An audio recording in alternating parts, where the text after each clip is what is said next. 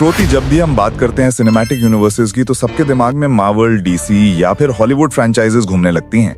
लेकिन सवाल यह है कि इंडिया का अपना सिनेमैटिक यूनिवर्स क्यों अब तक सफल नहीं हुआ है। देखो, इंडिया में भी कई सिनेमैटिक यूनिवर्सेस शुरू हुए हैं, चाहे वो लोकेश सिनेमैटिक यूनिवर्स हो, वायरस पाई यूनिवर्स, एस्ट्रावर्स या रोहित शेट्टी का कॉप यूनिवर्स। लेकिन सवाल वही है कि ये अभी तक मार्वल या डीसी जैसी ग्लोबल पहचान क्यों नहीं बना पाए। बात यह है कि आजकल आए दिन कोई ना कोई सिनेमैटिक यूनिवर्स बना देता है और फिर बना के चैन की नींद सो जाता है। यही कारण है कि इंडिया में बनी सिनेमैटिक यूनिवर्सेस ना कभी पूरी हो पाती हैं, न ही कभी आगे बढ़ पाती हैं। तो हम आज बात करने वाले हैं इंडिया की सिनेमैटिक यूनिवर्सेस की, कि क्यों वो एक सक्सेसफुल सिनेमैटिक यूनिवर्स नहीं बन पाती। देखो, ऐसे तो बहुत सारी यूनिवर्सेस बन चुकी हैं और कई ने तो जमकर कमाई भी की है।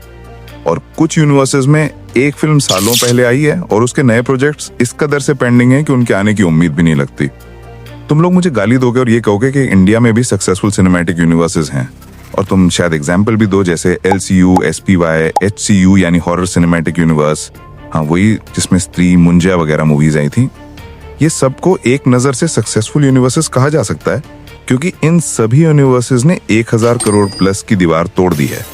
बट इन सभी यूनिवर्सेस में भी मुझे कुछ गलतियां नजर आती हैं।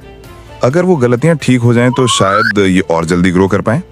देखो, ये सिर्फ मेरा एक ओपिनियन है, इस पर आप भी अपनी राय कमेंट्स में बता सकते हो, क्योंकि मैं सबको रिप्लाई देने वाला हूँ। तो सबसे पहले हम उन तीनों यूनिवर्सेस पर नजर डालते हैं जो कभी चर्चे में थे, यानी LCU, SPY, HCU यूनिवर्सेस। सबसे पहले है SPY यूनिवर्स, जिसमें अभी तक टोटल 6 मूवीज आ चुकी हैं। एक था टाइगर से लेके वॉर 2 तक। इसने 2012 से 2025 तक 2351.75 करोड़ कमा लिए हैं, यानी 14 सालों में 6 मूवीज आई। और अगर वहीं हम बात करें इंडिया से हटकर MCU यानी मार्वल सिनेमैटिक यूनिवर्स की, तो वो आमतौर पर बहुत तेजी से मूवीज निकालता है। अगर उसके फेज 1 की बात करें तो 2008 से 2012 तक था, यानी 5 साल में 6 मूवीज आई। फेज 2 जो 2013 से 2015 तक था, उसमें 3 साल में 6 मूवीज आई। फेज 3 2016 से 2019 तक, यानी 4 साल में 11 मूवीज। फेज 4 2021 से 2022 तक सिर्फ 2 साल में 7 मूवीज।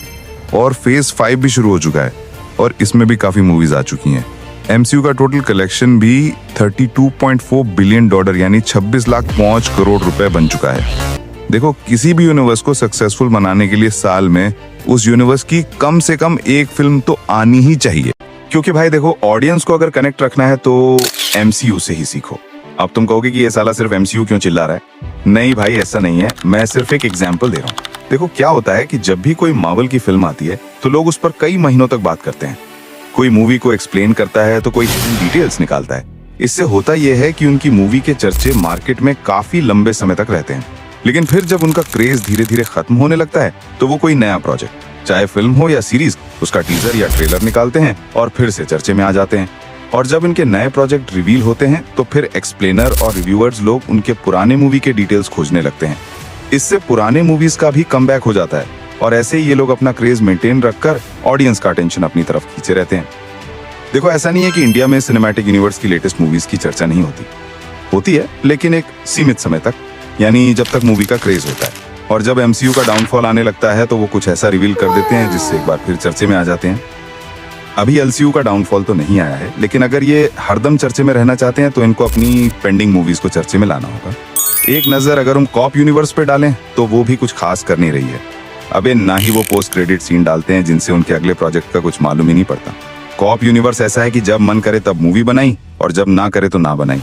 तो तुम ही बताओ वो कहां से ग्रो करेगी। हाँ, सिर्फ मूवी का बजट रिकवर कर लेती है और कुछ इधर उधर मुंह मार के।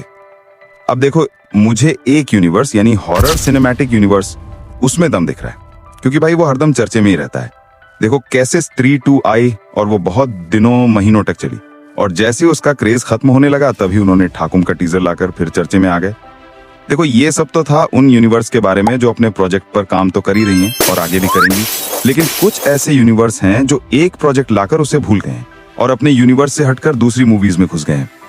अस्त्रावर्स, हाँ, इसी की बात कर रहा हूँ भाई। 2022 के बाद आज तक कोई अपडेट नहीं, और आगे भी 2027-28 तक कोई चांस नहीं है, क्योंकि रणवीर कपूर अपने अगले प्रोजेक्ट्स में लगे हैं। अब अगला है PVCU, प्रशांत वर्मा सिनेमैटिक यूनिवर्स, जिसमें हनुमान मूवी 2024 में आई थी, लेकिन अब उसी हीरो की नई मूवी मिराई आई है, तो समझो 1-2 साल की छुट्टी लग गई। अब है स्त्री जैसी यूनिवर्स, जिसने अपने पहले ही प्रोजेक्ट से पूरी फाड़ दी। महावतार नरसिम्हा, ये तो सिर्फ एक मूवी है, लेकिन इसका सिनेमैटिक यूनिवर्स महावतार में उनके अगले प्रोजेक्ट्स भी लाइंड अप हैं और ये अपनी औकात से ज्यादा कमाई भी कर रही है। तो भाई ये था मेरा ओपिनियन मोस्ट पॉपुलर यूनिवर्स से लेकर मोस्ट अनपॉपुलर यूनिवर्स तक। अब आप लोगों की बारी है, अपना राय नीचे कमेंट्स में बताओ और अगर मेरी इस मेहनत का मान रखते हो तो एक लाइक ठोको। वीडियो अच्छी लगी हो तो ही सब्सक्राइब करना, नहीं तो कोई जबरदस्ती नहीं है। चलो अब बाय। Sorry sir.